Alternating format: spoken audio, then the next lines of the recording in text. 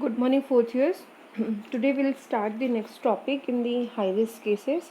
अब अभी तक मैंने बताया था क्या क्या चीज़ों को हम हाई रिस्क में कंसिडर करते हैं, किस किस टाइप के डिजीज़ को हम हाई रिस्क में कंसिडर करते हैं।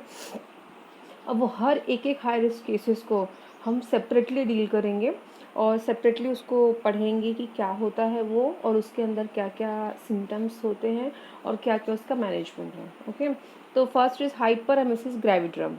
Hyper emesis gravidarum itself name से थोड़ा बहुत क्लियर हो रहा है, hyperemesis and gravidarum. Okay, so let's start with this introduction. Hyperemesis gravidarum, yeah, hyperemesis gravidarum, this is hyperemesis. Okay, hyperemesis gravidarum is excessive nausea and vomiting during the pregnancy. जैसे नाम से ही पता चल रहा है, let's see the meaning. और it comes from two Greek words. First is hyper and second is emesis. Okay, this is completely hyperemesis. Hyper means excessive, ज़्यादा. emesis means vomiting, सब जानते हैं हम लोग. ओके, तो hyperemesis means excessive vomiting. And the Latin word gravida, gravidarum मैंने use किया था ना, तो लैटिन वर्ड ग्रेविडा मीन्स, मैंने बताया था ग्रेविडा मीन्स क्या होता है आप लोग को, मल्टी ग्रेविडा, प्राइम ग्रेविडा, सबका मीनिंग बताया था. But here gravida means pregnant woman that we call, or a pregnancy we call the gravida. Okay, so here the gravida means, this is a Latin word and it means pregnant. Okay, so the meaning is completely in front of you all. Excessive vomiting in pregnancy is called the hyperemesis gravidarum. Okay, so this is called the literal meaning of hyperemesis gravidarum. Okay, mostly it happen, normally जो vomiting होता है in pregnancy, that is very normal. Means this is the actually this is the sign of pregnancy और it comes during the first trimester of pregnancy. But अगर ये ज़्यादा हो जाता है, प्रेगनेंसी वॉमिटिंग एक्सेस होता है more than 15 times, more than 20 times in a day, तो it consider in the hyperemesis gravidarum. Okay, मतलब this is excessive vomiting. Mother जैसे ही खाना खा रही, अगेन शी गेट वॉमिट. तो दीज आर दी, मतलब बेबी मदर का जो फूड है is not retaining inside the body, सीधा बाहर निकल रहा है. दिस इज़ दी हाइपर, मतलब एक्सेसिव हो रहा है. So it occur in 1 in 1000 pregnancies. Hyperemesis बहुत कम मिलता है. Emesis is very normal. Okay. So next is definition. See, it is a definition आपको याद करना पड़ेगा, क्योंकि दिस टॉपिक हाइपरमेसिस ग्रेविड्रम या फिर उसका नर्सिंग मैनेजमेंट कभी भी एग्ज़ाम में आप लोग को इस तरीके से पूछ सकते हैं, और या फिर आपको घुमा के भी क्वेश्चंस पूछ सकते हैं कि one mother is came to complain have severe vomiting and what will be the, and she has 16 or we can say 11th week of pregnancy. उसको 11th week of pregnancy थी and she came to the clinic and complaining about the excess vomiting. What will be the diagnosis of the patient and how as a nurse what you will do for this patient. अब this is your question in your exam, आप क्या लिखोगे. This is hyperemesis gravidarum only. इसको हमने घुमा के questions बना दिए हैं. तो आपके, अभी मैं आपको जब साइन सिम्टम्स पढ़ाऊंगी ना, तो आप सारे साइन एंड सिम्टम्स बहुत ध्यान से पढ़ना, क्योंकि कई बार क्वेश्चंस में साइन एंड सिम्टम्स के साथ में इंक्लूड करके क्वेश्चंस बनाया जाता है. एक पेशेंट को ये सिम्टम्स दिख रहे हैं, अब अभी मैं आपको साइन सिम्टम्स जब बताऊंगी उस टाइम पे आपको क्वेश्चंस फिर एराइज करूँगी मैं. ठीक है, अभी let's see the definition. It is a severe type of vomiting in pregnancy. It is a severe type of vomiting in pregnancy which has deleterious effect in the health of a mother or incapacitates her her day to day life और हर day to day activities. सी, ये एक severe type की vomiting है जो mother's के health पे बहुत ही बुरा प्रभाव डालती है, डेलिटेरियस इफेक्ट करता है and incapacitates for her daily activities. वो जो हर डे टू डे एक्टिविटीज़ जो होती है वो उसमें मतलब प्रॉब्लम क्रिएट करता है. That is the definition. This is the definition of hyperemesis gravidum. Is very easy. This is a severe type of vomiting, and it affect the mother's health very much, and it also affect the mother's day-to-day activity. So this was the definition. Next is etiology. So what are the etiology? See, one by one we'll see the etiology. First is unknown. Definitely unknown is the first, because till date there is no any evidence proved etiology or evidence proved causes found in this country कि this is the main reason. और जैसे for example for any disease भी हम पढ़ते हैं ना, made search में बहुत सारे डिजीज़ पढ़ते हैं, उनके एक्यूरेट रीजंस हमको जैसे पता रहता है. For malaria every one knows why what is the cause of malaria, every one knows the reason of typhoid. मतलब these are the diseases which have the accurate etiology, but in this situation there is a no evidence proved etiology. So we are using the unknown. Okay, limited in first trimester.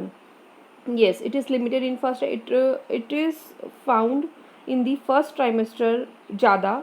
उसके बाद in second trimester और third trimester ये थोड़ा थोड़ा कम होने लगता है.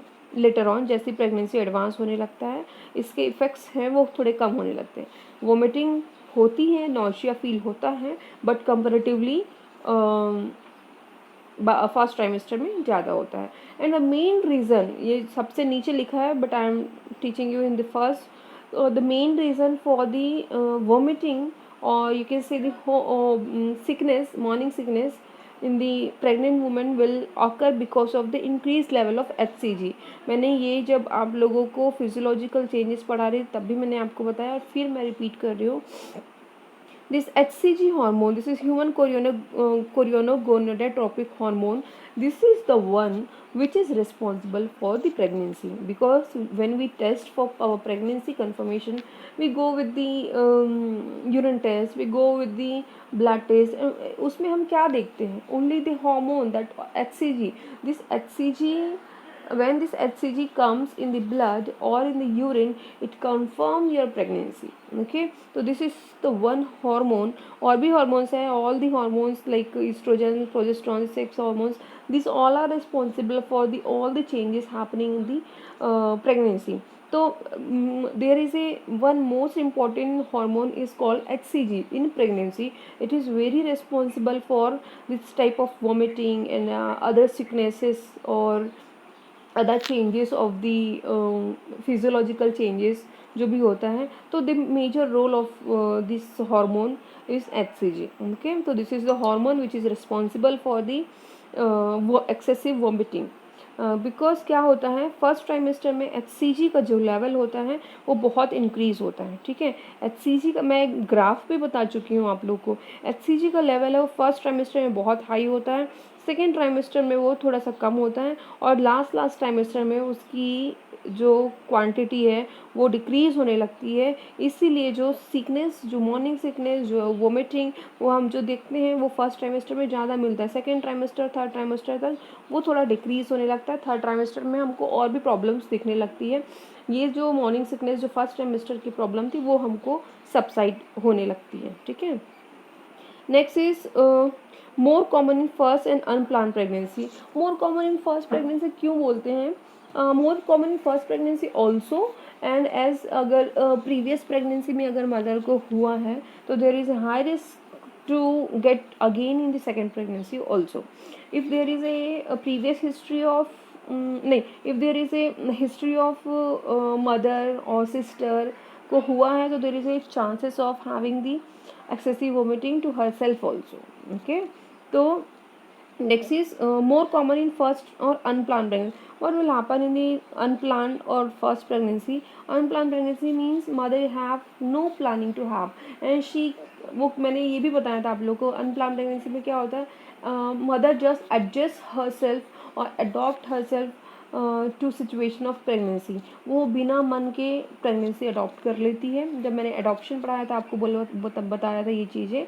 तो अनप्लान प्रेगनेंसी में मदर बिना मन के शी कैरी द बेबी, तो somewhere it affect the hormone level, और somewhere mother is having stress with the adopting the baby, तो somewhere it create the hormonal changes.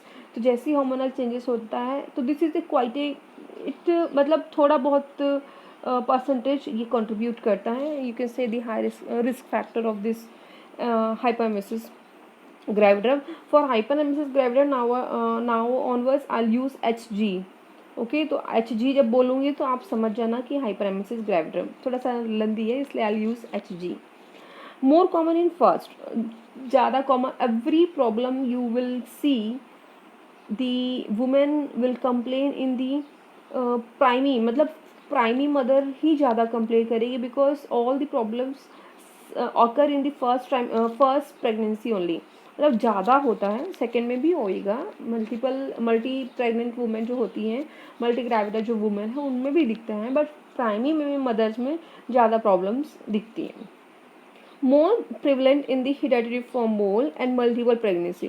Definitely. First of all, you need to know what is hereditary form mole. Multiple pregnancy आप जानते हैं. Hereditary form mole is the condition in which the जो भी embryo है वो proper grow नहीं करता है और एक मास फॉर्म में यूट्रस के अंदर इकट्ठा हो जाता है. इधर प्लेसेंटा भी और एम्ब्रायो भी, वो एम्ब्रायो प्रॉपर शेप और साइज में नहीं ग्रो कर पाता है, उसके एक मासेस टाइप के स्ट्रक्चर्स बन जाते हैं ऐसे गुच्छे में, और वो ग्रो नहीं कर पाते, यूट्रस के अंदर ही रहते हैं. This is called the hereditary form mole.